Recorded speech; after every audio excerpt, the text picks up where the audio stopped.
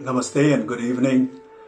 I basically would like to consider myself as an apolitical person. But then long ago when I was in college, and I still distinctly remember my political science teacher saying that, if you live in a state, one can be away from politics, but politics, however, will not remain far away from you. And over the years, my experience have taught me exactly the same. But the present issue that has engulfed Nepal, I somehow say that it is even beyond politics. The border dispute between Nepal and India. On an optimistic note, I would prefer to call it as a misunderstanding on our neighbor's part. It's not even dispute. It's beyond politics because it has affected all of us. It has struck the raw emotional chord of every Nepali like myself, irrespective of our backgrounds, of our ethnicity, political affiliation, or religious belief for that matter. And after this incident, most Nepali feel that their pride has been scarred heavily, and the very foundation of being a citizen of an independent, sovereign nation has been, heavily shaken. And this, of course, as you can see from the development of the current situation, is absolutely unbearable and simply unacceptable. Because, you see, this is a nation shaped by the distinguished gallantry exhibited by our forefathers, with the support of Nepali people of all backgrounds, all ethnicity. And I do not say that, in our history and in the past, that we haven't displayed any weaknesses or compromises. But whatever sacrifices we have made in the past has been for one and only one reason, and that is to preserve and retain our independence and sovereignty. Therefore, the present landmass that we call Nepal has not been shaped without paying a price. Therefore, the territory of Nepal is something that the population of this nation under no circumstances are willing to compromise. And it's not a big deal because I'm sure India India not only understands this very clearly, but also highly identifies with this emotion, because India itself has gone through an arduous struggle against the heavy-handedness of its colonial powers. But we do not want to dwell on unnecessary braggadocio. Like we said, we in the past, in history, we've had our weaknesses. We had, our share of shortcomings. There was a phase of ignorance. There was a phase of, absent of political will amongst the political parties of the day, or the display of apathy by our political leaders of that time for some reasons. And, the more than sporadic political and social turmoil over the years that took place in this nation, of course, has not been of any help. And also, not to forget, the friendly cooperation that we have extended to our neighbors, taken undue advantage of. But then again, now the time has, of course, evolved, the time has changed, and the population of Nepal, especially the youth, is of course not that of 1816 or 1857 or 1923, or for that matter, not even 1950 or 1962. And the way the current scenario that has developed, clearly establishes that the population of this country are not going to accept any form of injustices lying down.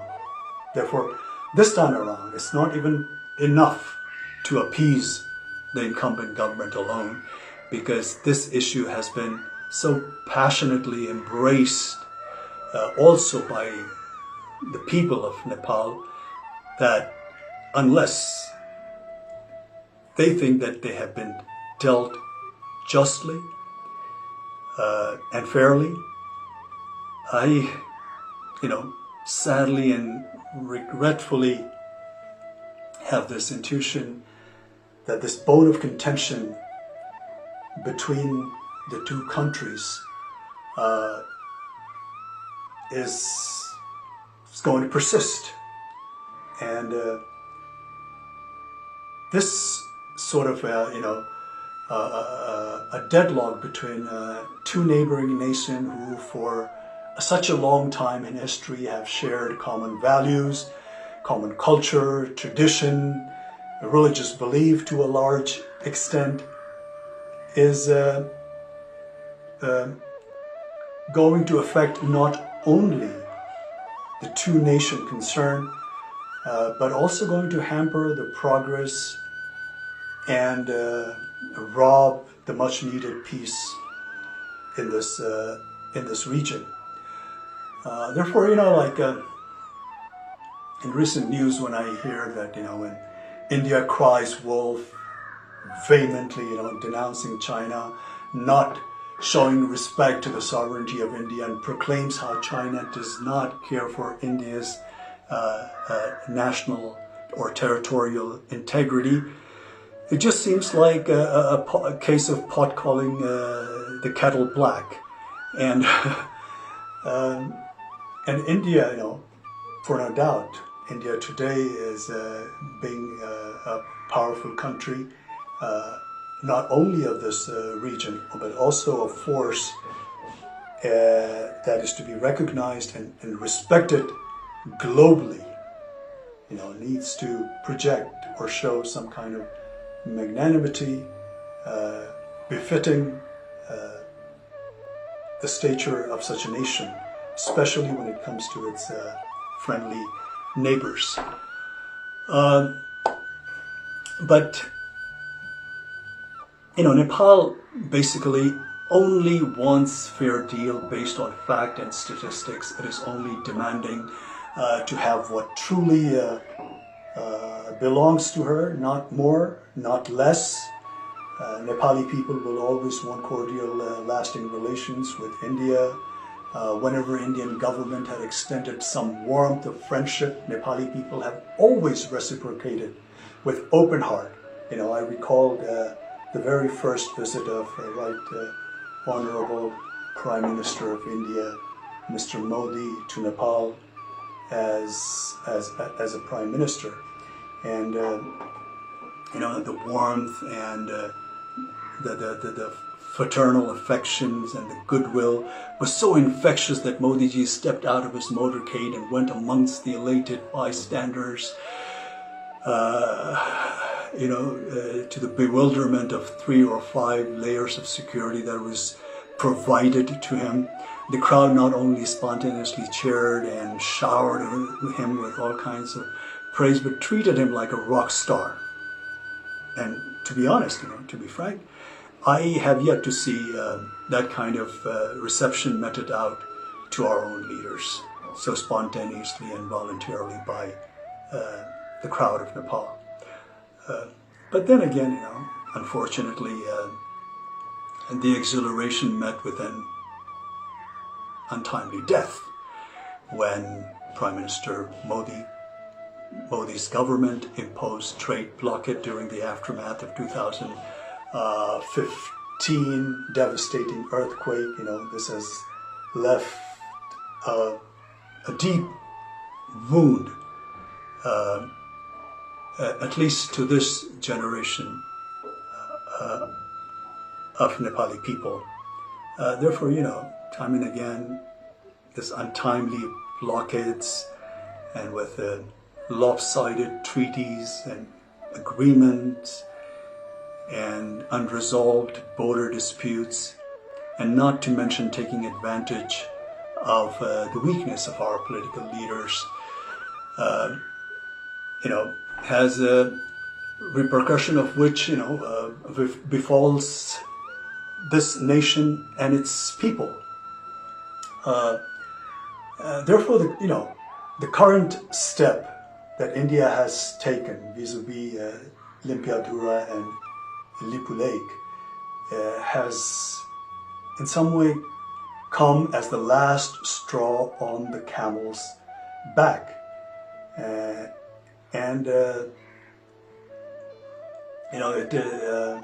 It is not at all in the benefit of not only the two concerned nations, but also for the entire SAARC region, to say the least.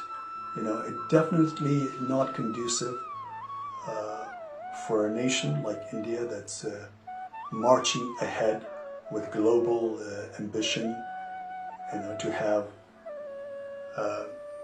more than its share of neighbors that it has a hostile,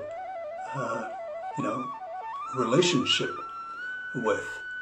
And the hostility looming in the air need not to persist, because anger and malice is going to take us nowhere. The consequence, of course, is going to be far more damaging for both the countries. And at this time of global crisis, in a pandemic like this, where the whole world is suffering, India, being a powerful country in the region, needs to respond to the need of their less fortunate neighbors. And this kind of action will only raise the level of India in the international arena to the next level. And as one Indian politician, a seasoned Indian politician, rightly foresees, India as a development power, and its rise is being linked to its ability to provide governance solution to the development needs to countries in Asia and Africa.